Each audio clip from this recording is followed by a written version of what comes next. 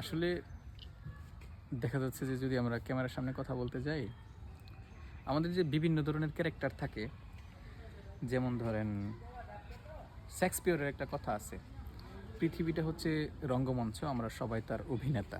এটা কিভাবে অভিনেতা আপনাদেরকে একটু বোঝাই, বেশি সময় লাগবে না, একটু সময় দেন। তো এটা হচ্ছে যেমন মনে করেন আপনি আপনার আব্বুর সাথে কথা বলবেন, তখন দেখবেন যে আপনি একরকম ক্যারেক্টার।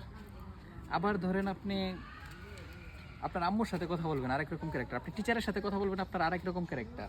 তারপর আবার আপনি যদি আপনার প্রেমিকার সাথে কথা বলেন, তখন আবার আপনার ডিফারেন্ট একটা ক্যারেক্টার। আপনার বন্ধুর সাথে কথা বলবেন, তখন আপনার ডিফারেন্ট একটা ক্যারেক্টার। বিভিন্ন ক্যারেক্টারে কিন্তু আমরা প্রতিনিয়ত অভিনয় করছি। আপনার বাবার সাথে আপনি যে চরিত্রটা প্লে করেন, আপনার বাবা বুঝবে যে আপনার থেকে ভালো সন্তান আর পৃথিবীতে নাই, ঠিক আছে? আর আপনি মনে করবেন আপনার বাবা দুনিয়ার সেরা বাবা, ঠিক আছে? তো সবাই যদি এত ভালো মানুষ হয়, তাহলে খারাপটাকে আমরা প্রতিনিয়ত অভিনয় করে যাচ্ছি।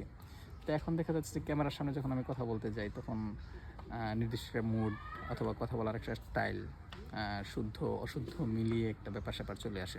কিন্তু আমার রেগুলার কথা বলার ধরনটা কিন্তু এরকম না। আমি যখন গ্রামাঞ্চলে যখন কথা বলি, তখন আমার কথা বলার একটা আঞ্চলিকতার একটা ব্যাপার আছে। তো সেইটা আমি জোর করেও আমি করতে পারি না, অনেক সময় দেখা যাচ্ছে যে এরকম চলে আসে। আবার অনেকে আছে সাধারণভাবে অনেক ভালো কথা বলে, কিন্তু ক্যামেরার সামনে আসলে ফিউজ হয়ে যায়, যেমন কাউসার আহমেদ মিলিয়ন, ঠিক আছে? তো এটা নির্দিষ্ট একটা মুড চলে আসে কথা বলার। তা আমি সাধারণত কীভাবে কথা বলি, আমি কী যে বলবো, কাউসার বলতেছে যে আমি খুব ন্যাচারালভাবে কথা বলার জন্য।